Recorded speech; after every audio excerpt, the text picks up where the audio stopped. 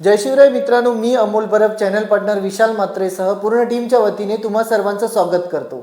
आज आपण एक अशा पक्षाबद्दल, या एका पक्षाचं नेतृत्व करणारी एक अशी व्यक्ती की जी कष्टकऱ्यांसाठी लढते, त्यांचे प्रश्न प्रखरतेने आणि या प्रशासनाला धारेवर धरते अशी व्यक्ती आपल्यासोबत आहे। महत्त्वाचा पार्ट असा की या पक्षामध्ये कोणता अध्यक्ष नाही आणि या पक्षाची जी विचारधारा आहे ती एक सर्वधर्म समभाव असं मानू शकतो आपण त्यांना। आणि कधी कधी या पक्षाला असं म्हटलं जातं की हा पक्ष फक्त आदिवासी समाजासाठी काम करतो, परंतु मला सांगण्यासाठी आनंद असा होतोय की हा पक्ष फक्त एखाद्या विशिष्ट समाजासाठी काम करत नसून हा पक्ष सर्व धर्मातील कष्ट करणाऱ्या कामगारांसाठी किंवा तळागाळामध्ये जे आर्थिकदृष्ट्या कमकुवत आहेत किंवा आर्थिकदृष्ट्या ज्यांना पाठबळ नाही आणि ज्या व्यक्तींचे शोषण केले जाते की त्यांना एक नॉर्मल घर नाही किंवा त्यांना शैक्षणिक दृष्ट्या ते हतबल आहेत किंवा अजून असे त्यांचे कित्येक प्रश्न आहेत, त्या प्रश्नांसाठी लढणारी एक व्यक्ती आपल्यासोबत आहे। तर मित्रांनो, आज आपल्यासोबत आहेत लालबावटा पक्षाचे सेक्रेटरी शेरू वाघ सर। शेरू वाघ हे नावच असं वाटलं की जेव्हा मी तुम्हाला भेटलो की ज्यावेळी सगळ्यांशी मी डिस्कशन केलं की शेरू वाघ, मला असं वाटलं की नाही तुम्हाला म्हणत असतील हे, मग पण तुमच्याबरोबर बोलताना नावच तुमचं शेरू वाघ आहे। आणि लालबावटा जो पक्ष आहे, ज्या पक्षामध्ये तुम्ही आहात, हा तुमचा जो बोलू प्रवास तो कसा आणि ह्या पक्षामध्ये काम करण्याची इच्छा, प्रेरणा तुम्हाला कोणाकडून मिळाली आणि हा तुमच्या प्रवासाबद्दल काय सांगाल तुम्ही? वसई तालुक्यातलं अर्नाळा गाव ह्या ठिकाणी माझा जन्म झाला। 1999चा माझा जन्म। माझी आई मूळ UPची आहे, उत्तर प्रदेशची। आईच्या अंगाला माझ्या कोड आहे। कोड असल्यामुळे तिच्या घरच्यांनी तिला काही कधी जवळ केलं नाही। इथे राहून गवंडी काम करायची मिस्त्र्यांच्या हाताखाली। आणि मग 9वीपर्यंत माझं शिक्षण झालं। मुळात माझी आई ज्या ठिकाणी कामाला जायची, गवंडी कामाला, त्यांच्याकडे एक कुत्रा होता। त्या कुत्र्याचं नाव शेरू होतं आणि त्याच्यावरून माझं नाव शेरू नाव पडलं। आणि 9वीपर्यंत मी शाळा शिकलो। शाळा शिकल्यानंतर काही वाद आणि बाकीच्या सगळ्या गोष्टीमुळे शाळा सोडली मी। शाळा सोडल्यानंतर आमच्याकडे एक घाणेकर ताई म्हणून होत्या, कॉम्रेड घाणेकर, यशवंती जामदार घाणेकर ठाण्याच्या, त्या कम्युनिस्ट पक्षाचं काम करायच्या। त्या आमच्या गावामध्ये यायच्या आणि लोकांचे प्रश्न वगैरे घेऊन लढायच्या। त्या प्रश्नांसाठी त्या लढत होत्या। हां, त्या लोकांचे छोटे मोठे जे काही जमिनीचे प्रश्न, रेशन कार्डचे प्रश्न ते लढायच्या। विधवा पेन्शन, खास करून त्यांचं टोपण नाव होतं वाघवाली ताई। म्हणजे जंगलामध्ये जेव्हा लोकांवर वाघ वगैरे प्राणी हल्ला करायचे तेव्हा ते त्यांना न्याय मिळवून द्यायचे। आता पण जर गुगलला सर्च मारलं वाघवाली ताई तर तिची डिटेल माहिती येते। मग नंतर असं करत करत जमिनीचा विषय झाला, आम्ही त्यांच्यासोबत जॉईन झालो। कालांतराने त्या ताई ऑफ झाल्या। ऑफ झाल्यानंतर पुन्हा मग मी एका RMPI नावाचा एक गट आहे, कम्युनिस्ट पक्षाचाच, त्यांच्यासोबत जॉईन झालो। एक 6 महिने वर्षभर काम केलं। नंतर आता ज्या पक्षात मी काम करतो, Marxist Leninist party of India, red flag, त्या पक्षाचे राज्य सेक्रेटरी कॉम्रेड आदेश बनसोडे, पेशाने वकील आहेत ते, आमच्या बोर्डिंग्समध्ये राहतात। त्यांची आमची ओळख झाली, त्यांच्यासोबत मी काम करायला सुरुवात केली। आणि मग त्यांच्यासोबत काम करता करता ते जे काही विचार आहेत कम्युनिस्टांचे सगळे डोक्यात गेले आणि लोकांचे जे काही छोटे मोठे काम आहेत, काम सांगायला गेलं तर जे कायदे सरकारने बनवलेले आहेत त्या कायद्याची ग्राउंड लेवलला अंमलबजावणी होत नाही, त्याची अंमलबजावणी करण्याचं काम आम्ही करतो। महत्त्वाचा पार्ट म्हणजे की जे कायदे आहेत ते तळागाळापर्यंत पोहोचवणं आणि त्या कायद्यानुसार कोणाला तरी न्याय मिळवून देणं हा महत्त्वाचा मुद्दा आहे असं म्हणूया। की या लालबावटा पक्ष जो आहे तो पक्ष, जसं आपण मीटिंगमध्ये म्हणालो की एक कष्टकऱ्यांचा पक्ष आणि कष्टकऱ्यांना न्याय मिळवून देण्यासाठी तुम्ही लढता। आताची जी भूमिका आहे, जसं तुम्ही ज्या आता निवडणुका झाल्या, महानगरपालिकेच्या निवडणुका झाल्या, त्या निवडणुका आधी तुम्ही पत्रकार परिषद घेतलेली, त्यामध्ये तुम्ही असं म्हटलेलं की आम्ही पूर्ण ताकदीने लढणार आहोत आणि तुम्ही 115 जागांवरती लढण्याचा तुमचा मानस होता। मग तो त्यावेळी तुम्ही 15 जागांवरती का लढलात? त्याच्या मागचं मुख्य कारण की ही जी व्यवस्था आहे निवडणूक लढणं म्हणजे गरिबांचं काम नाही. 115 जागेवर जर लढायचं झालं तर आत्ताच्या घडीला मगाशी आपण बोलताना बोललो की आमच्याकडे ज्या नजरेने पाहिलं जाते, लाल बावटा म्हणजे काय? लाल बावटा म्हणजे आदिवासींचा पक्ष. म्हणून आम्ही ह्या भागामध्ये कितीही बिगर आदिवासींसाठी काम केलं तरी ती लोक त्यांच्या स्वार्थापुरती आपल्यासोबत येतात. काम झाल्यानंतर पुन्हा सांगतात की लाल बावटा म्हणजे आदिवासींचा पक्ष. परंतु तुम्ही जर पाहिलं तर लाल बावटा हा सर्व जाती धर्मातल्या कुठल्याही जातीचा माणूस असो, शोषण ज्या माणसांचं शोषण होते, कष्टकरी जनतेचा हा पक्ष आहे, त्यांच्यासाठी काम करतो. लाल झेंडा हा कष्टकरी कामगारांच्या रक्ताने लाल झालेला लाल झेंडा आहे. लढाईमध्ये जे गोळीबार झाला त्यावेळी कामगारांचे सफेद शर्ट होते ते लाल झाले म्हणून त्यांनी रक्ताचं प्रतीक असलेला लाल झेंडा घेतला. त्याच्यामध्ये विळा हा निशाण आहे. विळा म्हणजे शेतकऱ्यांचा, हातोडा म्हणजे कामगारांचा. विळा, हातोडा आणि लाल झेंडा हा आमच्या पक्षाचे सिंबॉल आहे. म्हणून असं काही विषय नाही की फक्त आदिवासींसाठी. मग इथले जसं म्हणतो की पालघर जिल्हा हा आदिवासी जिल्हा म्हणून प्रसिद्ध आहे किंवा त्याचं नावच आहे आणि म्हणजे जास्त करून आदिवासी इथे आहेत. मग तुम्हाला असं वाटत नाही की ह्या पक्षामध्ये ह्या सगळ्या आदिवासी जे जसं तुम्ही म्हणता की हा आदिवासींचा पक्ष आहे असं सर्वजण म्हणतात, मग तोच एक मुद्दा घेऊन जर तुम्ही सर्व आदिवासींना एकत्र आणण्याचा कधी प्रयत्न केलाय का? तुम्ही आता मी एका गावामध्ये राहतो, कदाचित तुम्ही शहरात राहतात, बिल्डिंगमध्ये राहतात की कुठे राहतात मला माहित नाही, पण आमच्या गावामध्ये अनेक दुकान आहेत. एक दुकान नाही मिळत, किमान 10 ते 12 दुकानं असतील. मग कोणीतरी ह्याच दुकानातनं जाऊन सामान घेणार, कोणीतरी त्याच दुकानातनं जाऊन सामान घेणार. तशा पद्धतीने अनेक दुकाने मांडल्यात लोकांनी. जसं तुम्ही पक्ष म्हणताय, कितीतरी संघटना आहेत, कितीतरी पक्ष आहेत. जो पालघर जिल्ह्यामध्ये एक मोठी म्हणजे श्रमजीवी संघटना एक जी बोललं जातं की आदिवासी जे माणसं आहेत ती जास्त करून या संघटनेशी जुडलेली आहेत. हे मान्य करता तुम्ही की आहेत आणि ती वस्तुस्थिती आहे? नाही, असं नाही सांगू शकत की सगळीच लोक सगळी जास्त असं की पालघर जिल्ह्यामध्ये एक श्रमजीवी संघटनेची एक छबी दिसून येते. श्रमजीवी संघटनेचा कुठे एखादा आमदार आहे की एखाद खासदार आहे? मी हे खासदार किंवा आमदार आहे असं म्हणत नाहीये, परंतु एक मेन पॉवर किंवा एक ताकद दाखवण्याचा जो प्रयत्न केला गेला ती श्रमजीवी संघटना ही नंबर ऑफ मेंबर्स म्हणजे खूप प्रमाणामध्ये जास्त नंबर ऑफ मेंबर जमा होतात आणि एक ताकद दाखवण्याचाही प्रयत्न केला. कसं आहे माहिती आहे का, आता श्रमजीवी संघटनेचा जर तुम्ही इतिहास पाहिला तर जेव्हा जेव्हा सत्ता येते त्या सत्तेच्या सोबत जात आहेत. आता विवेक भाऊ पंडित हे आदिवासी आढावा समितीचे अध्यक्ष आहेत, हे मान्य करता तुम्ही? बरोबर आहे. मग त्यांच्याकडे सत्ता आहे. काँग्रेसच्या सत्तेत असताना ती लोक काँग्रेस सोबत होते, भाजपची सत्ता असताना भाजपच्या सोबत आहेत, शिवसेनेची सत्ता असताना त्यांच्या सोबत होते. मग सत्तेच्या सोबत असलेली ताकदीला महत्व नाही. आमचा एक ग्रामपंचायत सदस्य पण नाही, आमचा आमदार नाही, आमचा खासदार नाही, आमचं काहीच नसताना सुद्धा जर आम्ही 10,000 लोकांचा मोर्चा काढतो, कलेक्टरला सांगतो का तू आमचा नोकर आहेस, त्याला महत्व आहे. महत्त्व एकच गोष्टीला आहे. जसं आता तुम्ही म्हणालात की या ज्या पद्धतीने ज्या आक्रोशाने ज्या संघर्षाने तुम्ही जे बोललं जातं की महाराष्ट्र गव्हर्नमेंटची जी माणसं आहेत, जसं तुम्ही कलेक्टर म्हणालात किंवा अजून अधिकारी जे आहेत त्यांच्याशी चांगल्या पद्धतीने संघर्ष करण्याचा प्रयत्न जो करता तुम्ही आणि एक हक्काने तो अधिकार आहे आपला आणि तो बजावला पाहिजे. पण ज्या पद्धतीने तुम्ही बोलता आणि न्याय मिळवून देण्याचा प्रयत्न जसा करण्याचा प्रयत्न तुमचा केविळवाणी प्रयत्न असं नाही की एक संघर्षाने तुम्ही लढता, तर ह्या सगळ्या गोष्टीची प्रेरणा तुम्हाला कोणत्या व्यक्तीकडून मिळते किंवा काय? आमचे आदर्श भगतसिंग आहेत. भगतसिंग, सुखदेव, राजगुरू वयाच्या एकदम आमच्या वयाच्या असताना फासावर चढले. आम्ही त्यांना आदर्श मानतो आणि त्यांचं जे काय स्वप्न होतं म्हणजे भगतसिंगांच्या स्वप्नातला भारत कसा असला पाहिजे, बाबासाहेबांच्या स्वप्नातला माझा देश कसा असला पाहिजे, त्यांचं स्वप्न होतं की गरीबातल्या गरीबातला न्याय मिळाला पाहिजे. आज तशी परिस्थिती नाही मिळत. माझ्या भारत देशाला स्वतंत्र होऊन 78 वर्ष झाली. आजही तुम्ही जाऊन पहा कित्येक लोकांच्या घरात लाईट नाही. एका शेठच्या वाडीमध्ये राहते, चारी बाजूला बिल्डिंगी आणि मधोमध आमच्या एका आदिवासी बाईचं झोपडं.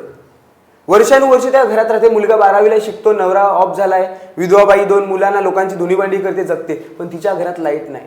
9 ऑगस्ट जागतिक आदिवासी दिनाच्या दिवसापासून 3 दिवस त्या बाईने वसई तहसीलदारासमोर आंदोलन केलं आणि मग त्या बाईच्या घरात लाईट लागली. अख्ख्या जिल्ह्यातनं आम्हाला लोकांनी सांगितलं की अरे हे सरकार गेंड्याच्या कातडीचं सरकार आहे, हे ऐकणार नाही. शेरू तू त्या बाईला सांग उठ. मी सांगितलं नाही, 2 दिवस आम्ही बाहेर आहोत, 3ऱ्या दिवशी कसा नाही प्रश्न सुटत ते आम्ही बघतो.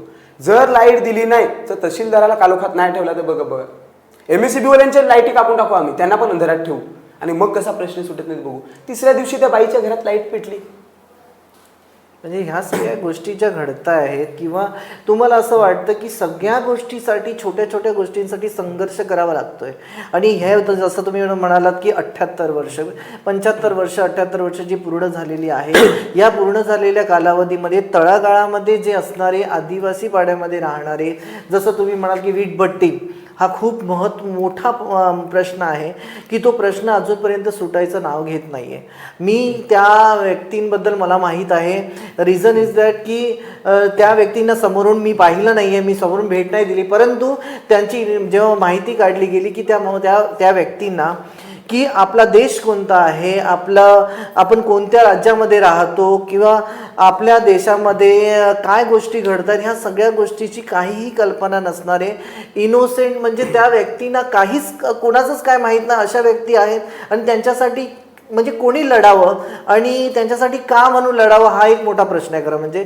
पण तुम्हाला काय वाटतं की त्या व्यक्तींच्याबद्दल जर विचारलं गेलं तुम्हाला तर तुम्ही त्या व्यक्तींबद्दल काय म्हणाल जे वीटभट्टीमध्ये काम करत आहेत आता तरी? ह्या सगळ्या गोष्टीला सरकार जबाबदार आहे. ही जी व्यवस्था आहे ही अतिशय चिवट व्यवस्था तयार करून ठेवलेली आहे. पूर्वी जर तुम्ही पाहिलं तर लोकांना रेशन कार्डावर 35 किलो धान्य भेटायचं. आज ते धान्य भेटायचं बंद झालं 35 किलो. पूर्वी वीटभट्टीवर जेव्हा आमची लोक कामाला जायची तेव्हा त्यांची मुलं शिक्षणापासून वंचित नाही राहिली पाहिजेत म्हणून वीटभट्टीवर भोंगा शाळा होत्या. भोंगा शाळा होत्या तेव्हा असा आवाज यायचा. मग नाही, भोंगा शाळा म्हणजे आमची लोक जेव्हा घर सोडून वीटभट्टीवर कामाला जातात तेव्हा तिथं भोंगे बांधतात. भोंगे म्हणजे झोपड्या. ओके, आमच्या भाषेमध्ये सांगितलं तर झोपड्या. शासनाची योजना होती भोंगा शाळा. मी ज्या शाळेमध्ये शिकलो बालवाडीला, माझी आई कामाला गेली ना की सकाळी घरातनं एक कांदा आणि एक बटाटा हातात द्यायचा, पिशवीत बांधून द्यायचा आणि अंगणवाडीमध्ये जाऊन बसायचं. मग सगळ्यांघरचे कांदे आणि बटाटे जमा करायचं आणि तांदूळ सरकारचं खिचडी बनवून आम्हाला द्यायची. म्हणजे पोरगा इकडे तिकडे भटकला नाही पाहिजे, मला त्रास नाही दिला पाहिजे, मी कामाला चालले पण पोरगा माझं पोट भरण्यासाठी शाळेत पाठवायचे. तर ज्या भोंगा शाळा होत्या ना, भोंगा म्हणजे एक कसाड्याचा कुडाच्या अशा कालव्या घालून भोंगा शाळा बनवायचे. त्याच्यामध्ये मुलांना खाऊचं आमिष दाखवलं जायचं आणि मुलं जायचे आणि मग तिकडे शाळा शिकवायची. पण त्या भोंगा शाळा त्या सोडाच, पण ज्या शाळेत आम्ही शिकलो जिल्हा परिषदेच्या शाळा, आत्ताच्या घडीला त्या सगळ्या शाळा बंद करत सरकार चाललंय. ही अशी सगळी व्यवस्था आहे. मग ह्या सगळ्या व्यवस्थेमध्ये अनेक कायदे आहेत. रोजगार हमीचा कायदा आहे. आता बघा आमचा 10 तारखेला मोर्चा निघणार आहे, शिमगा मोर्चा. रोजगार हमीचा कायदा काय सांगतो की कामाची मागणी केल्यानंतर 15 दिवसाच्या आत रोजगार मिळाला पाहिजे. जर ते रोजगार दिलं नाही तर त्या लोकांना बेरोजगारी भत्ता लागू पडतो. बरोबर. जर काम केल्याच्या 15 दिवसात त्यांना त्यांची मजुरी पण मिळाली पाहिजे, नाही दिली तर 5% व्याजासकट मजुरी मिळाली पाहिजे. हे सगळे कायदे आहेत, बनवलेले कायदे आहेत आणि हे सगळे कायदे कष्टकऱ्यांनी लढून तयार केलेले कायदे आहेत. पण त्या कायद्याची अंमलबजावणी कुठे होते? पालघर जिल्ह्यामध्ये आजचा आकडा आहे 52 कोटी 45 लाख रुपये मजुरी मजुरांची थकीत आहे. पण गेल्या अधिवेशनामध्ये मला वाटतं जे माननीय आमदार आहेत त्यांनी हा विषय मांडलेला, तुम्ही चर्चेमध्ये घेतलं. आणि आता ज्यावेळी जे वित्तमंत्री होते, आता ते नाही आहेत दुर्दैवाने, परंतु त्यांनी हा विषय समोर ठेवलेला आणि त्यांनी आश्वासन दिलेलं की ताबडतोब ते अमाऊंट आपण तिथे वर्ग करूया म्हणून. तर तुम्हाला वाटत नाही ते मिळालेत अजून? नाही, रोज काम करतात ना लोक. गेल्या अधिवेशनात त्यावेळी ते मिळाले का? त्यावेळी मिळाले असतील, पण बहुतेक लोकांचं काहीतरी तांत्रिक प्रॉब्लेम पण असतो. पण आत्ताच्या घडीचा हा आकडा आहे. मोठ्या प्रमाणात लोकांची मजुरी थकीत आहे. प्रधानमंत्री सांगतायत की 2025 पर्यंत मी सगळ्यांना पक्की घरं देईन. आमच्या लोकांची जी कुडाची घरं होती त्या लोकांच्या खात्यात 15-15 हजार रुपये टाकले आणि त्यांना सांगितलं की तुम्ही घरं बांधा. 1,20,000 रुपये अमाऊंट असते. पण आत्ताच्या घडीला ह्या महागाईमध्ये 1,20,000 कोणी घर बांधू शकत नाही. 1,00,000 ही वस्तुस्थिती आहे. ही वस्तुस्थिती आहे. पण हे सरकारला समजते का? हे तुम्हाला ना आम्हाला समजते, पण सरकारला. परंतु त्यांनी जी मदत केलेली आहे त्या मदतीचा लाभ घेऊन जर तुम्ही स्वतः जर एक अमाऊंट जमा करून ते करू शकतो ना. पण आमच्या हाताला रोजगार द्या ना, त्यांच्या मदतीची पण गरज नाही. आमच्या हाताला रोजगार तर पाहिजे. आणि महत्वाचा प्रश्न असाच येतो की नाही की रोजगार हाच एक मोठा मुद्दा आहे. तुम्ही घरकुल जसं म्हणाल तुम्ही घरकुल एक जी योजना आहे त्या योजनेनुसार तुम्हाला जी अमाऊंट मिळते त्याबद्दल जर एक रोजगार जर मिळाला तर तो स्वतः कष्ट करून तो स्वतःचं घर उभं करू शकतो असं सरळ म्हणणं आहे. 15-15 हजार लोकांच्या खात्यात टाकले आणि सांगितलं घरं बांधा. लोकांची कुडाची घरं होती, ती घरं मोडली, लोकांनी पाया टाकला. कदाचित तुम्हाला माहित नसेल, ग्रामीण भागामध्ये असं चालते की पाया टाकल्यानंतर जिओ टॅगिंग करून फोटो जाणार, मग दुसरा हप्ता 70,000चा पडणार. सगळे अख्खे पालघर जिल्ह्यातले हप्ते थांबवून ठेवलेत. मग लोकांचं काय झालं, म्हणजे त्यांनी तेवढं बनवून ठेवलेलं आहे, बस. त्याचे फोटोज काढलेले आहेत आणि ते पाठवून सुद्धा त्यांची थकीत बाकी आहे. पैसे आलेच नाही दुसरे. आणि घरं तशीच्या तशीच आहेत. आता राहणार कुठे ती लोक? डोक्यावरचा छप्पर गेला. आणि मग आमची नाळ ही लोकांशी थेट जुळलेली आहे. आम्ही गावामध्ये जातो, पाड्यामध्ये जातो, तेव्हा लोक आम्हाला सांगतात. त्या दिवशी आम्ही प्रांत ऑफिसला एक शिष्टमंडळ घेतलं. आम्हाला हा विषय माहित नव्हता खरंच. तिथे आम्ही फॉरेस्ट प्लॉटच्या विषयावर भांडत होतो. लोक, मी म्हटलं कोणाला काय बोलायचं असेल तर बोला. हा, ते लोक सांगतात साहेब ते घरकुलाचं पैसे अजून नाही आलं ते. मग प्रांताने, त्यावेळी तुम्हाला तो विषय समजतो. बीडीओने आम्हाला सांगितलं, प्रांताने आम्हाला सांगितलं की आम्ही काय करणार, ते राज्य लेवलला अजूनपर्यंत मजुरी आलेलीच नाही. हा आकडा सरकारने आम्हाला, म्हणजे कलेक्टरने आणि तहसीलदारांनी सांगितलेला आकडा आहे की एवढ्या लोकांना पैसे अजून आलेले. त्यावेळी तुम्ही तो विषय मांडल्याच्या नंतर तुम्हाला वाटतं की किती वेळामध्ये ती अमाऊंट येणार आहे किंवा काय, असं काय आश्वासन दिलं गेलंय तुम्हाला? सरकार आंधळ आणि बैर सरकार आहे. आमची अपेक्षा आहे की तुमच्यासारख्या पत्रकारांच्या मार्फत ह्यांच्यापर्यंत आमची हाक पोचली पाहिजे. आणि म्हणून आम्ही लोकांनी जव्हार फाक्यावर मोर्चा काढायचं ठरवलेलं. पण आमची लोक सांगत नाही कॉम्रेड, आपण हवेला चालत येऊ. हायवेला चालत आल्यानंतर कदाचित पत्रकार आपल्यावर फोकस करतील.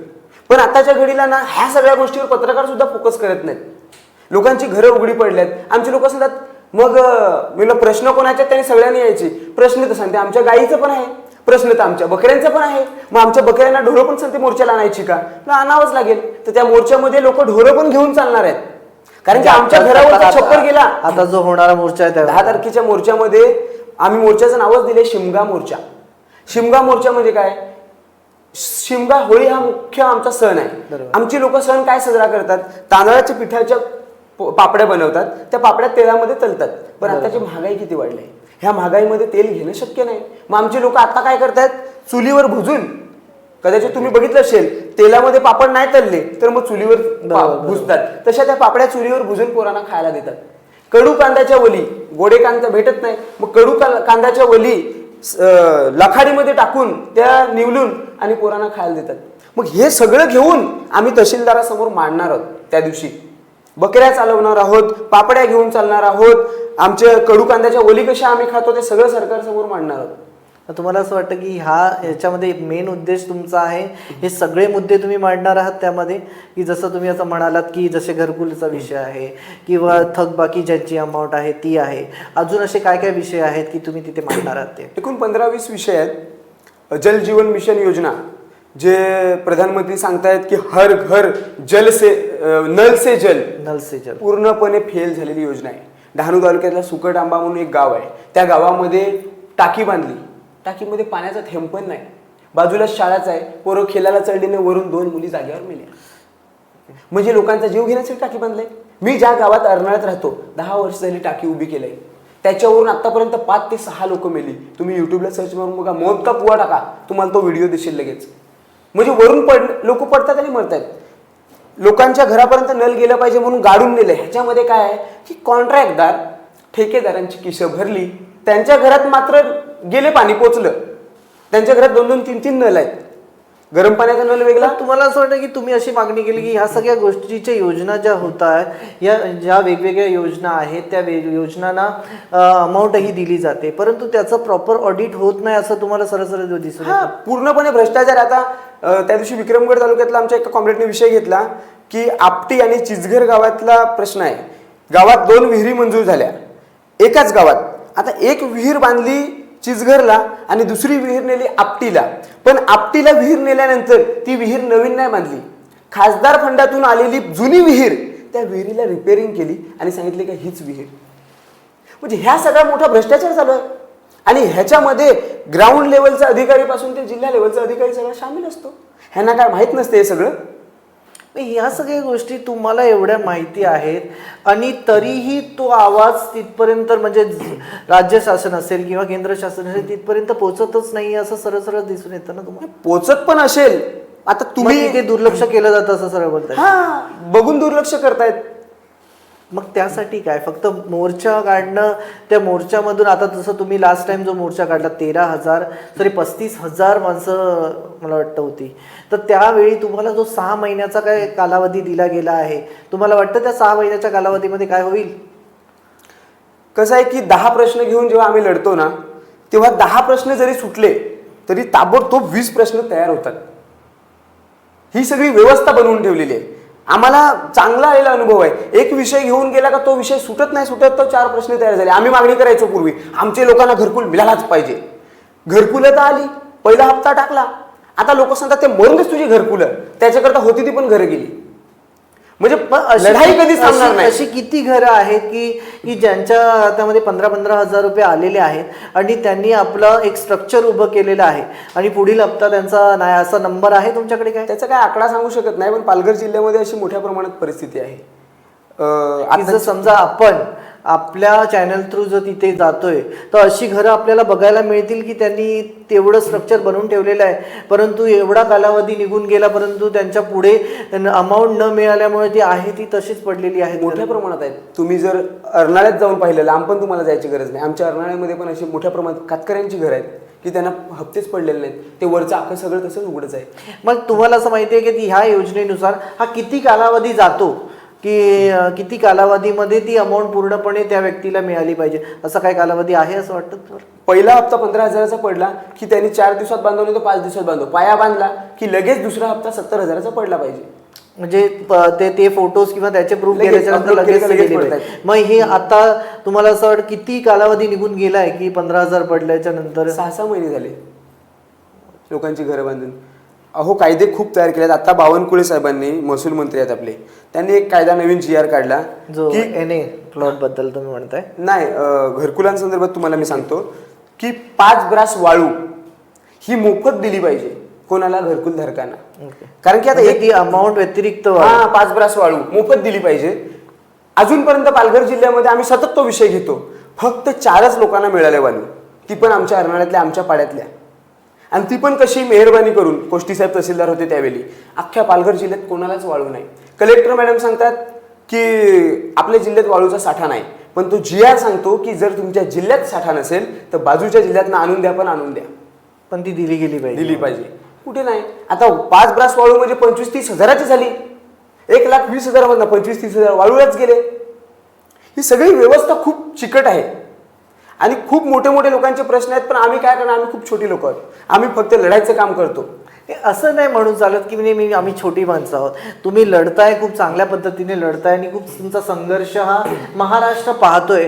आणि असं नाही की लाल बावटा हा जो पक्ष आहे, जसं तुम्ही क्लिअर केलात की हा फक्त आदिवासी समाजाचा पक्ष नसून हा सर्वधर्मीय समभाव मांडणारा, सर्व धर्मातली माणसं, सर्व जाती प्रांतातली माणसं या पक्षामध्ये जुडलेली आहेत आणि या पक्षाबरोबर काम करत आहेत. हे मला सांगायला खूप आनंद होतोय. कारण काय, फक्त एक पक्ष, लाल बावटा हा पक्ष फक्त आणि फक्त एक आदिवासी समाजाचा पक्ष नसून हा सर्व धर्माचा, सर्व प्रांतातली, सर्व समाजातील माणसांचा एक कष्टकरी जो आहे त्याला न्याय मिळवून देणारा आणि त्याच्यासाठी लढणारा पक्ष असं म्हणून आपण पुढे जाणार आहोत.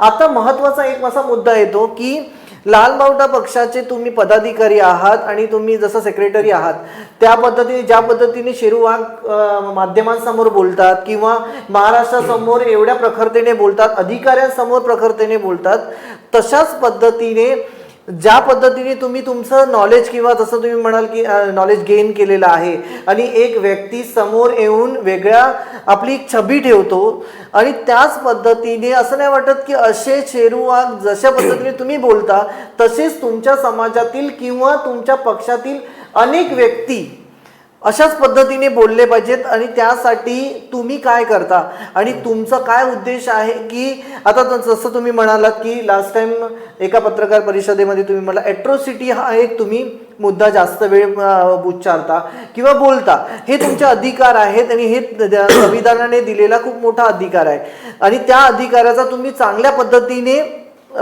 यूज किंवा वापर करता आहात.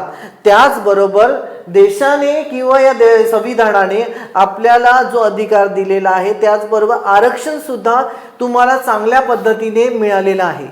त्या आरक्षणाचा असा एक प्रश्न येतो ज्या पद्धतीने बोलतो की 2 वे आहेत. एक वेसाठी तुम्ही अधिकारासाठी लढताय, मान्य आहे, तुम्ही संघर्ष केलाच पाहिजे आणि त्या प्रखरतेने तुम्ही बोललं पाहिजे, परंतु दुसरा वे असा आहे की जो तुम्हाला आरक्षण मिळालेला आहे त्या आरक्षणाचाही तुम्ही लाभ घेऊन तुमच्यामधील अनेक व्यक्ती हे पदाधिकारी झाले पाहिजेत किंवा अधिकारी झाले पाहिजेत. जसे तुम्ही म्हणाल की महाराष्ट्र शासनामध्ये जे अधिकारी आहे ते तुमच्या समाजातून, तुमच्या पक्षातील तळागाळामध्ये जी माणसं शैक्षणिकदृष्ट्या प्रबल नाही आहेत ते प्रबल होऊन त्या स्थानावरती पोहोचली पाहिजेत. त्यासाठी तुम्ही कुठेतरी मागे पडताय असं वाटतं? बघा, मुख्य विषय म्हणजे तुमच्या बोलण्यातून मला समजते की शिक्षणाचा. आता तुम्हाला मगाशी सुद्धा सांगितलं की वीटभट्टीवर लोक आमची कामाला जायची, पोरं भोंगा शाळा होत्या बंद केल्या. आता नुकताच एक प्रकार घडला तव्या आश्रमशाळेमध्ये की मुलांवर डाऊट घेतला, संशय घेतला की मुलं विडी पित आहेत आणि त्या मुलांना प्रचंड मारहाण झाली. 2 दिवस उपाशी ठेवलं मुलांना. आमची लोक काय करतायत की मुलं माझी शिकली पाहिजेत.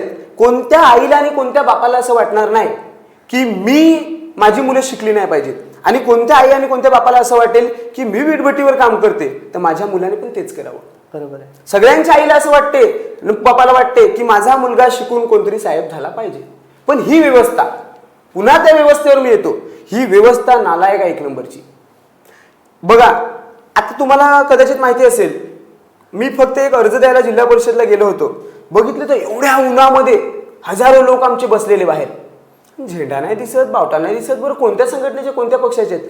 पेसा भरतीसाठी, पेसा भरती झाली पाहिजे म्हणून शिक्षक, ग्रामसेवक, अधिकारी, आदिवासी समाजाचे सगळे पेसा भरतीमध्ये आम्हाला प्राधान्य द्या, त्यांना भरती करा. नाही करत.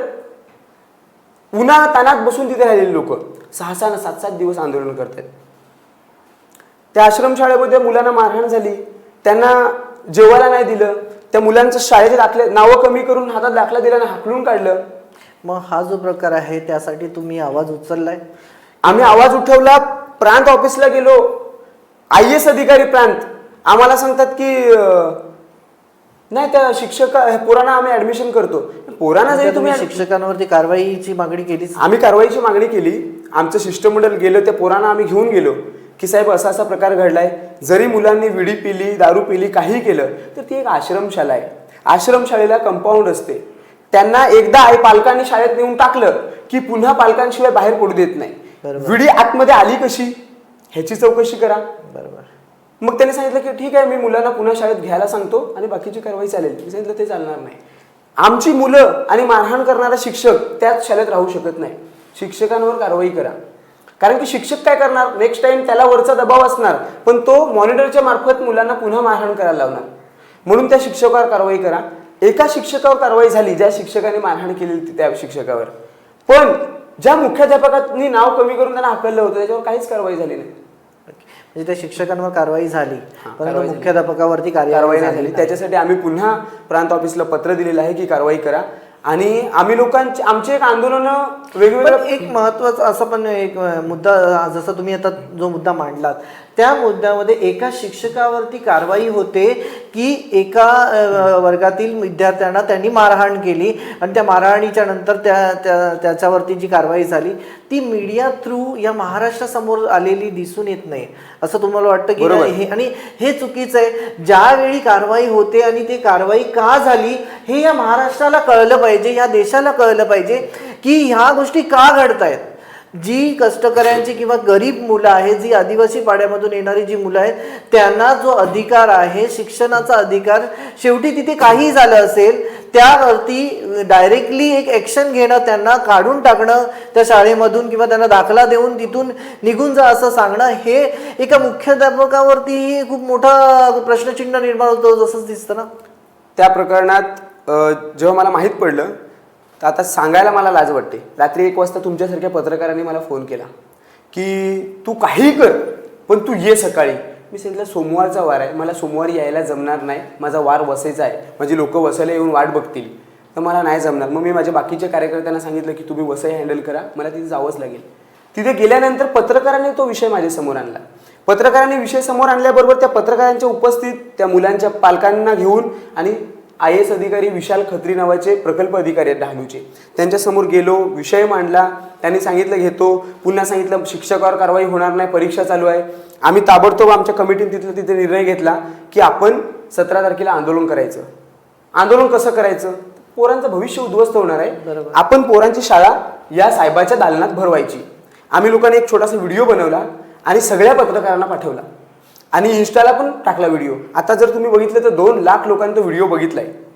इन्स्टाला माझ्या अकाउंटला आहे तो व्हिडिओ की आम्ही या दालनात शाळा भरवणार आहोत आणि त्याच्यानंतर पत्र दिलं पोलीस स्टेशनला आणि साहेबांना की आम्ही आंदोलन करतोय. मग त्याने आम्हाला लेखी दिलं की नका आंदोलन करू, मी त्याच्यावर कारवाई करतो. पण शेवटी एकाही टीव्हीला बातमी आली नाही. तेच तर महत्त्वाचं. हा विषय आणला होता कोणी, पत्रकारांनी, आणि पत्रकारांनीच बातम्या लावल्या नाही. आणि त्याच्यानंतर मी विचारलं काय रे बाबा तूच विषय आणलास, विषय आम्ही सोडवला पण हा विषय देशासमोर गेला पाहिजे ना. तसं ते काय करणार, आम्ही पण कोणाच्या तरी खाली काम करतोय. आम्ही मीडिया पत्रकारांनाही कोणाचा तरी दबाव आहे असं सरळ दिसून येतं. आमच्या संपादकाने सांगितलं आम्हाला बातमी लावायची नाही. मात्र एखादा आमदार इथे कसं होतं की ज्यावेळी ही बातमी समजा महाराष्ट्रापुढे आली असती किंवा या देशासमोर आली असती तर जे सरकार सत्तेमध्ये आहे त्या सरकारवरती प्रश्नचिन्ह निर्माण झालं असतं किंवा शिक्षण मंत्र्यांवरती ते एक प्रश्नचिन्ह निर्माण झालं असतं. त्यांच्या राजीनाम्याची मागणी ही लोकांनी धरली असती. ह्या सगळ्या गोष्टी एवढ्या मोठ्या प्रमाणात झाल्या असत्या. परंतु ह्या सगळ्या गोष्टीचा महत्त्व म्हणजे काय, त्या ज्या तळागाळामध्ये असणारी जी मुलं आहेत त्यांच्या भविष्यासाठी ही गोष्ट चांगली झाली असते खरं म्हणजे. सर, महत्त्वाचा मुद्दा एक अजून असा, जसं आपण म्हणालो की शैक्षणिकदृष्ट्या जी मुलं जशी जे कामगार आहेत किंवा जे वीटभट्टीमध्ये काम करणारे आई वडील जसे आहेत त्यांची मुलं जी शिक्षणापासून दूर आहेत, दुरावली गेलेली आहेत आणि ह्या समाजातील जी अशी मुलं आहेत त्या मुलांचं भवितव्य तुम्ही काय पाहता, कसं पाहता, तुमचं काय वाटतं की त्यांचं भवितव्य काय असेल आता, किंवा त्यांच्यासाठी तुम्हाला काय वेगळं करावं असं वाटतं? मला वाटतं की मुलांनी शिकलं पाहिजे, शाळेमध्ये गेले पाहिजेत. पण आताच्या घडीला ज्या मराठी शाळा होत्या ह्या सगळ्या शाळा बंद होत चालल्यात. मराठी शाळा मोठ्या प्रमाणात सगळ्या बंद होत्या जिल्हा परिषद शाळेमध्ये. आम्हाला खूप दुःख होतं येता जाता जेव्हा आम्ही आमची शाळा बघतो टाळा मारलेला आहे, शाळेत कोणीच नाही. म्हणजे ती जी शाळा बंद पडण्याचं रिझन असंच आहे की पटसंख्या कमी आणि त्यामध्ये शिक्षणासाठी मुलंच नाही आहेत असा एक प्रश्न निर्माण होतो. त्यामुळे या शाळा बंद पडत आहेत असं सरळ चित्र महाराष्ट्र गव्हर्नमेंट सगळ्यांच्या समोर ठेवत आहे. पण तुम्हाला काय वाटतं की ह्या सगळ्या गोष्टीमुळे की बंद पडलेली शाळा पुन्हा चालू करणं तर डिफिकल्ट होऊन जाईल, परंतु जी मुलं आहेत त्या मुलांसाठी काय पर्याय? जर तुम्ही जिल्हा परिषद शाळा बंद करतायत, मराठी शाळा बंद करतायत, म्हणजे ज्या सरकारी शाळा होत्या त्या शाळा जर बंद करत असाल तर मग आमची जी गरीब मुलं आहेत त्या मुलांना इंग्लिश मिडियमच्या शाळेमध्ये मोफत शिक्षण द्याल का? हा एक मोठा प्रश्न आहे. सरकार मोफत शिक्षण देईल का? शिक्षण सक्तीचे सांगतंय, पण काय शिक्षण सक्तीचं? 9वी पर्यंत ढकलगाडी. आमच्या वेळी नव्हतं असं. आम्ही जेव्हा शाळेत जायचो तेव्हा आम्हाला अभ्यास केलाच पाहिजे, नाही झालं तर पुन्हा चाचणी परीक्षा घ्या, डबल परीक्षा द्यावी लागायची, पेपर परत भरायला लागायचे आम्हाला. पण आता काय चाललंय, कोणालाही 9वी पर्यंत किंवा 8वी पर्यंत फेल करू नये हा निर्णय आहे खरं म्हणजे, तो असा GR आहे. परंतु तुम्हाला असं वाटतं की ते चुकीचं आहे? असं सरळ चुकीचंच आहे ना. काय की तो शाळेत गेला नाही गेला, अभ्यास केला नाही केला तरी पासच व्हायचंय, म्हणजे त्यांच्यावरती लक्षच दिलं जात नाही. सरकार हे करतंय ना. सरकारला माहितीये पोरं शिकली तर उद्याला आम्हाला येऊन जाब विचारतील. सरकारने ह्या सगळ्या गोष्टी, आता मराठी शाळा जर बंद केल्या तर पहिली गोष्ट म्हणजे इंग्लिश मीडियम मध्ये आमची पोरं शिकतील तर त्यांना तुम्ही मोफत शिक्षण द्याल का, ह्या गोष्टीचा विचार नाही करत सरकार. कोणाला असं वाटतं की महत्वाचं आता जसं म्हटलं तुम्ही, जसं तुम्ही एक मुद्दे जसे लिंक बाय लिंक आहेत की ज्यांना घरकुल नाही त्यांचे 15,000 देऊन त्यांची घरं पूर्ण झालेली नाहीये, जसे त्यांना हप्ते मिळालेले नाहीये. बघा, घरकुलाचा जर विषय बघितला तर त्या लोकांना पूर्ण पैसे दिलेले नाहीत. आज तुम्हाला मी सांगतो, वन अधिकाराचा कायदा तयार झाला. हा कायदा 13 डिसेंबर 2005 ला बनला. ज्यावेळी कायदा बनला तेव्हा सरकार सांगत होतं की आदिवासी समाजावर जो ऐतिहासिक अन्याय झालाय तो अन्याय दूर करण्यासाठी हा कायदा आम्ही आणतोय. 2005 ला कायदा बनला, 13 डिसेंबर 2005 ला. 2008 ला त्याचे नियम बनले. आज 2005 चा कायदा 2026 उजाडली. रामाने तरी एवढा वनवास भोगलेला का? रामाने 14 वर्ष वनवास भोगला. आमचा आदिवासी समाज किती वर्ष वनवास भोगतोय? पालघर जिल्ह्यात एक ना अनेक संघटना आहेत, एक ना अनेक पक्ष आहेत. आजपर्यंत काय सांगतात, पलाट आमच्या हक्काचं नाही कोणाच्या बापाचं. पलाट म्हणजे फॉरेस्ट प्लॉट. समजलं मला. आजपर्यंत तेच चाललंय. निवडणुका जवळ आल्या की तुमच्या आम्ही असं करू तसं करू कायदे बनतात, पण त्या कायद्याचा फायदा कोणाला होतो? ह्या कायद्याचा सगळा फायदा भांडवलदारांना, मोठमोठ्या लोकांना. आमचं काय म्हणणं आहे की जे कायदा आहे त्या कायद्याची अंमलबजावणी काटेकोरपणे झाली पाहिजे, पण नाही होत. काय मागतोय. सतत रस्त्यावर लोक उतरतात, आंदोलनं, मोर्चे, कोणाला वेळ लागलाय. पण त्याच्यातनं होते काय? काहीच नाही, प्रश्न सुटतच नाही. एखाद प्रश्न छोटाफार सुटला की बाकीचे, तुम्ही बघितलं असेल पालघरला लॉंग मार्च चालत गेला, त्याच्यानंतर नाशिक पासून लोक चालली, इगतपुरीवरून चालली, दिंडोरीवरून चालली, किती लॉंग मार्च निघाले. आशा सेविका लढतायत, कामगारांचे कायदे, एवढे कायदे होते ते सगळे मोडीत काढले, नव्याने 4 कायदे आणतायत कामगारांचे, रोजगार हमीचा कायदा बदलतायत. म्हणजे जे कष्टकऱ्यांच्या बाजूचे कायदे होते हे सगळे पातळ करायचे आणि ह्यांच्या फायद्याचे कायदे आणायचे. तुम्हाला मी एक खास करून आता सांगावंसं वाटते, जनसुरक्षा कायदा ऐकलाय? जनसुरक्षा कायदा आता आणतायत. ओके, येणार आहे. विधानसभेमध्ये झालं, त्यांचं नियम बनले, सगळं बनलं. हा कायदा काय सांगतोय की नक्षलवादी माओवादींच्या नावाखाली जी लोक सरकारच्या विरोधात बोलतील ते देशद्रोही, त्याच्यामध्ये पत्रकारांवर सुद्धा बंदी येते. म्हणजे हे असे कायदे काढतायत. पण तो पारित नाही झाला अजूनपर्यंत. शेवटी आणणार, बहुमत त्यांच्याकडे आहे. जसं तुम्ही हा जो म्हटला तो पारित अजून झालेला नाहीये आणि त्याच्या विरोधी पक्ष नेते त्याच्या अगेन्स्ट खूप चांगल्या पद्धतीने, स्ट्रॉंग पद्धतीने बोलतायत. मला समजलं तुम्ही ज्या कायद्याबद्दल तुम्ही म्हटला, अजूनपर्यंत तो पारित झालेला नाही. असेच कायदे आणण्याचं काम करतायत ना भाजपचे सरकार. हे नवनवीन यांच्या डोक्यात येते कुठून कायदे आणायचे? जे कायदे आहेत त्याची अंमलबजावणी पहिला करा ना.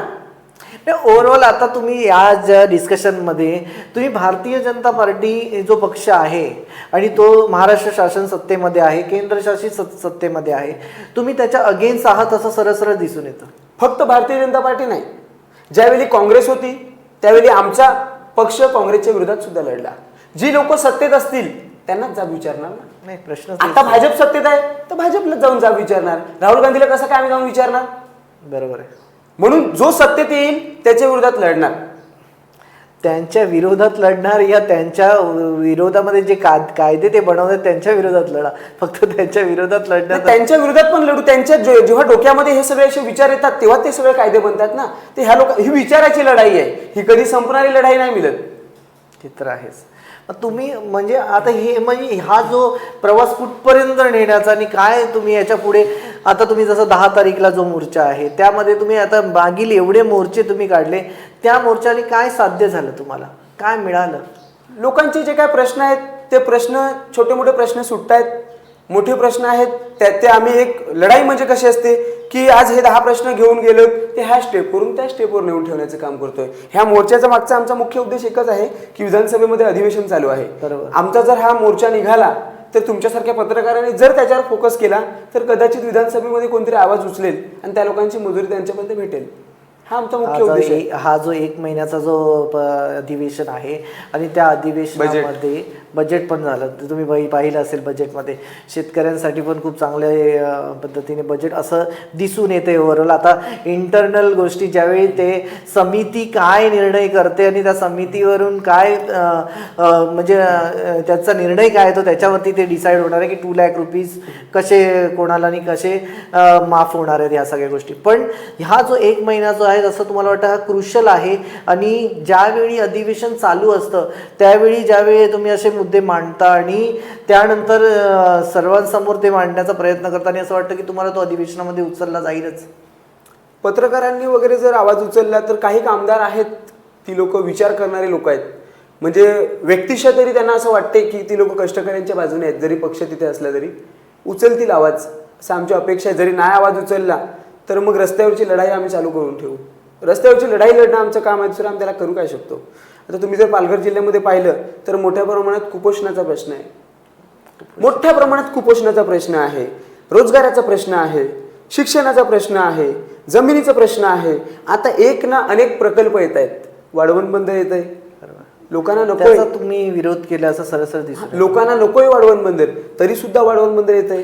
पण ते आता तुम्हाला एक साधं आणि सोपं उदाहरण सांगतो मी की आमची लोक जेव्हा डहाणूवरून सांगतो आम्ही का मुंबईला मोर्चा जायचं तेव्हा लोक सांगतात कसा जायचा, तर बरं ट्रेनला जाऊ. नको नको नको, ट्रेनला नाही आम्ही येणार. आमची लोक ट्रेनला यायला घाबरतात.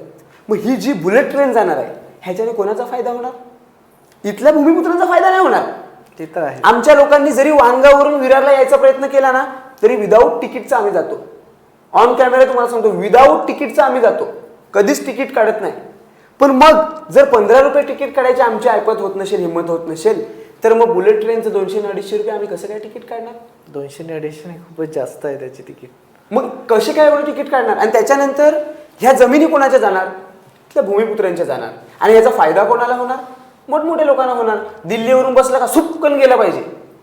बरोबर. पण मग ही जे काय फायदा विकास चालू आहे, गोष्टी सरळ सरळ दिसतात. हे मोठे मोठे प्रकल्प जसं तुम्ही आता म्हणालात बुलेट ट्रेनचा प्रकल्प आहे आणि हे जे प्रकल्पामुळे ज्या भूमिपुत्रांना जे काही मिळालं पाहिजे त्याचा अधिकार जो मिळाला पाहिजे तो मिळालाच नाही आहे, सरळ सरळ दिसून येतं. आणि या प्रकल्पांमुळे महाराष्ट्राचा कुठे, जसं बुलेट ट्रेन आहे की महाराष्ट्राचा कुठे काय फायदा झाला असं कुठे दिसून येत आहे. सर्व पत्रकारांचं मत आहे आणि इवन सर्व वेगवेगळ्या पक्षाचे जे मोठे मोठे नेते आहेत, जसं उदाहरण दिलं तर महाराष्ट्र नवनिर्माण सेना असेल किंवा उभाटा असेल, उद्धव बाळासाहेब ठाकरे यांची शिवसेना असेल, या सगळ्यांचे मोठे मोठे जे पक्षप्रमुख आहेत त्यांची पण अशीच हे आहे की हे जे मोठे प्रकल्प आहे याचा फायदा महाराष्ट्राच्या जनतेला नाहीच आहे. दुसरी गोष्ट म्हणजे आता तुम्ही या सगळ्या 40 मिनिटाच्या किंवा 50 मिनिटाच्या डिस्कशनमध्ये काही मुद्दे जे खूप महत्त्वाचे मुद्दे होते, तसं एक घरकुलचा मुद्दा, शिक्षणाचा मुद्दा आणि त्या कामगारांना जी अमाऊंट त्यांची थकबाकी आहे, तर हे 3 मुद्दे खूप महत्त्वाचे मुद्दे आहेत असं दिसून येतं. आणि आमचा पण तोच विचार आहे की पुढील दिवसांमध्ये आम्ही त्या जागेवरती स्वतः तिथे व्हिजिट करणार आहोत आणि त्या घरकुल, जसे तुम्ही म्हणालात की पहिला हप्ता त्यांना मिळाला आहे परंतु त्याच्यानंतर 70,000 जे मिळाले ते मिळालेले नाही आहे. त्यानंतर दुसरा मुद्दा म्हणजे शिक्षणाचा जो मुद्दा आहे, त्या शिक्षणाच्या शाळेमध्ये शिक्षक काय करतायत आणि कशा पद्धतीने काम करत आहेत आणि त्या शाळा बंद पडण्यासाठी कारणीभूत कारण काय आहे महत्त्वाचं म्हणजे, कारण का तिथे मुलं आहेत परंतु ते शाळेपर्यंत पोहोचत नाही आहेत. मग ते त्यांना तिथपर्यंत पोहोचवण्याचं कामही एक सरकारचं एक महत्त्वाचा पार्ट येतो की सगळ्यांना शिक्षणाचा अधिकार आहे आणि ते असून त्या पद्धतीने कशा पद्धतीने आम्हाला काम करता येईल. आणि तिसरा मुद्दा म्हणजे जसं तुम्ही आता म्हणालात, जे कष्टकरी आहेत त्यांचे जे अमाऊंट जी थकबाकी आहे ती आणि त्या स्वतः माणसांपर्यंत आम्ही त्यांची एक बाईट घेणार आहोत, म्हणजे त्यांना काय म्हणायचं आहे किंवा त्यांची किती अमाऊंट थकबाकी राहिलेली आहे, या सगळ्या गोष्टींना आम्ही एका मुद्द्यांवरती आम्ही एक छोटे व्हिडिओज बनवणार आहोत. त्या व्हिडिओला तुम्हीही प्राधान्य द्या, तुमच्या तऱ्हेने ते व्हायरल करण्याचा प्रयत्न करा आणि आम्ही आमच्या चॅनल थ्रू तुमचे मुद्दे मांडण्याचा खूप चांगल्या पद्धतीने, आणि असं तुम्ही म्हणालात की इथून या डिस्कशनमध्ये काहीही जे काही बोललात तुम्ही ते सगळं काही आम्ही टाकणार आहोत. असं नाही की कोणतंच काही कट नाही करणार आहोत आणि ते आम्ही करत नाही, पहिली गोष्ट म्हणजे. दुसरी गोष्ट म्हणजे तुम्हाला शुभेच्छा आहेत की तुम्ही एक अशी व्यक्ती समोर आलेली आहे की ती प्रखरतेने बोलते आणि आपला मुद्दा ठामपणे मांडण्याची त्या व्यक्तीमध्ये ताकद आहे. तो व्यक्ती म्हणजे जसं तुम्ही असं म्हणाल की एखाद्या कायद्याबद्दल तुम्ही ज्यावेळी बोलता, एखाद्या मुद्दा मांडण्याची जी तुमची पद्धत आहे ती खूप चांगली पद्धत आहे. तशीच तुम्ही तुमची कारकीर्द तशीच चालू ठेवा. तुम्ही या गोरगरिबांसाठी लढत राहा. दुसरी गोष्ट म्हणजे त्या गोरगरिबांच्या कष्टासाठी, पैशांसाठी तुम्ही लढत आहात, त्यांच्या अधिकाऱ्यांसाठी लढत आहात. त्याचबरोबर त्या मुलांच्या शिक्षणासाठी तुम्ही काय करू शकता याच्यावरती थोडा जास्त भर द्या आणि त्यांना कष्टकऱ्यांवरून पदाधिकारी किंवा अधिकारी कसे बनतील ते यावरती फोकस करा. धन्यवाद. थँक्यू सो मच, तुम्ही इथे आलात आणि आम्हाला खूप महत्त्वाचं म्हणजे मौल्यवान तुम्ही टाईम आम्हाला दिलात. आणि जर तुम्हाला आमच्या प्रेक्षकांना किंवा इथे महाराष्ट्रातील जनतेला जर काय सांगायचं असेल तर तुम्ही सांगू शकता. एवढंच सांगायचं आहे की आताच्या घडीला तुमच्यासारखे पत्रकार खूप कमी आहेत की जे कष्टकऱ्यांची बाजू मांडण्याचं काम करतात, आमच्यासारख्यांना विचारायचं काम करतात. मी कम्युनिस्ट पक्ष सोडून जर बाकीच्या पक्षामधला एखादा नेता मला जर बघायचा झाला की आवडण्यासारखा, तर सुषमा अंधारे ताई ज्यावेळी शिवसेनेत गेल्या त्यावेळी पूर्णपणे पडती बाजू होती शिवसेनेची, उभाट्याची. सगळे आमदार गुवाहाटीला चालले होते आणि तेव्हा ताई बोलल्या की ज्या ठिकाणी आम्ही चळवळीत काम करत होतो तिथं आमच्याकडे मीडिया फोकस करत नव्हती. आम्ही ज्या पोटतिडकीने बोलतो ना, एवढं कुठल्याच भांडवली पक्षातल्या लोकांना बोलता येणार नाही. त्या लोकांना पत्रकारांनाच लिहून द्यावं लागेल की हे असं असं बोला, तर ते जाऊन बाईट देतील. किंवा तुम्ही मोठमोठ्या नेत्यांचं बघितलं तर लिहिलेलं भाषण करतात. पण सुषमा अंधारे ताईंनी सांगितलं की कितीही आम्ही ग्राउंड लेवलला काम केलं तरी मीडिया आमच्याकडे फोकस करत नाही. आणि शेवटी ना इलाज असतो, तिला तिथं प्लॅटफॉर्मवर ताईला जावं लागलं, ताईचं म्हणणं होतं.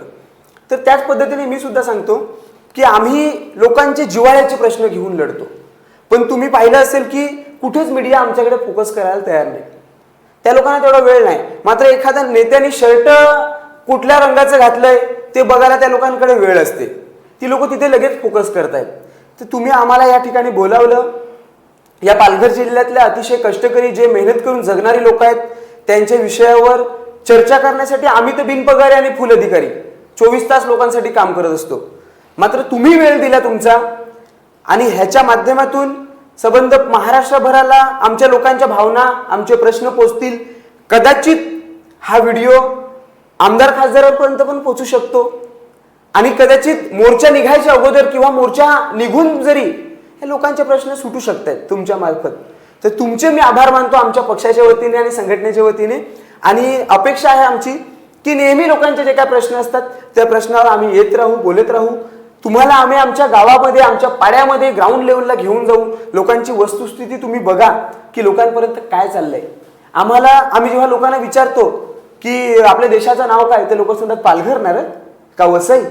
हवा ना पालघर नाही तर वसई हवा. म्हणजे आपल्या देशाचं लोकांना नाव नाही माहीत. देशाला स्वातंत्र्य म्हणजे काय, तर कोणतरी असेल बाजूच्या गावातला स्वातंत्र्य, म्हणजे त्या लोकांना स्वातंत्र्याचा अर्थ नाही माहीत. तर या गोष्टी अजूनपर्यंत लोकांपर्यंत पोहोचलेल्या नाही. साधा आणि सोपं आमच्या भाषेत जर तुम्हाला सांगायचं झालं तर आम्ही दुसऱ्या स्वातंत्र्याची लढाई लढतोय. त्या इंग्रज आणि ब्रिटिशांच्या विरोधात लढाई लढले, पण आता आम्ही आपल्या लोकांच्या विरोधात स्वातंत्र्याची लढाई लढतोय. आणि आपल्यावर अन्याय अत्याचार करण्यासाठी बाहेरचे लोक कोणी येत नाही, आपलीच लोक असतात गावातली. आणि ही लढाई खूप कठीण आहे. हे आपल्याच लोकांबरोबर लढणं खूप कठीण आहे. सरळच आहे. जेव्हा आपल्या लोकांच्या विरोधात लढायचं असते तेव्हा खूप कठीण आहे. आतापर्यंत माझ्यावर बऱ्याचशा केसेस झाल्या.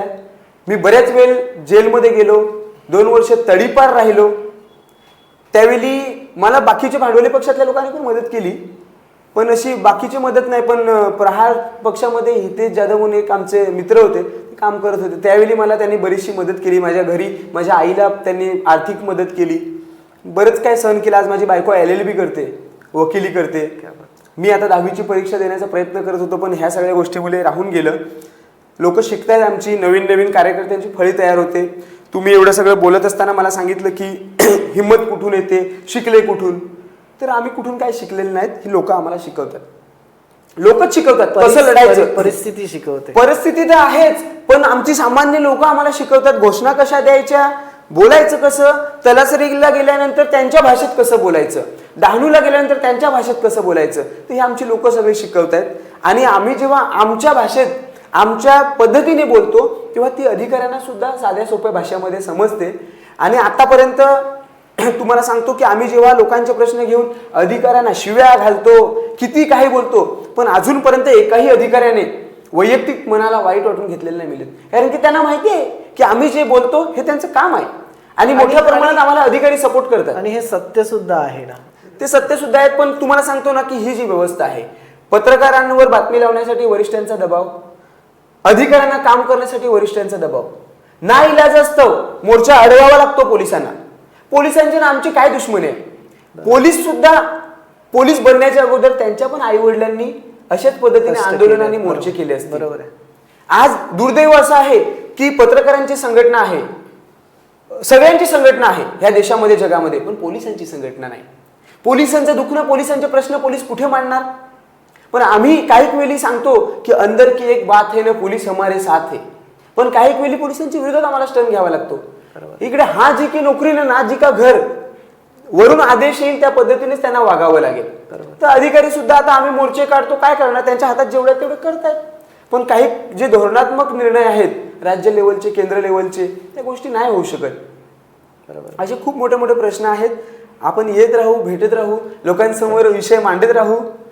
तुम्ही चांगले आम्हाला या ठिकाणी बोलवलं म्हणून तुमचे सुद्धा आभार. आणि मी बाकीच्या सर्वांना सांगू इच्छिन का जशा पद्धतीने हे नवीन तुम्ही राबवतायत, लोकांनी सुद्धा सपोर्ट केला पाहिजे. पण लोकांनी सपोर्ट केल्यानंतर जसं तुम्ही आम्हाला तडकेफड सांगता की तुम्ही लोकांनी जिथे आमचं चुकते तसं तुम्ही सांगता, तसं तुम्हाला पण आम्ही सांगतो की लोकांनी सुद्धा सपोर्ट केल्यानंतर नंतर तुम्ही एकदम मोठे झाल्यानंतर कष्टकऱ्यांना आणि तुमच्या फॉलोअर्सना वगैरे विसरून जाऊ नका.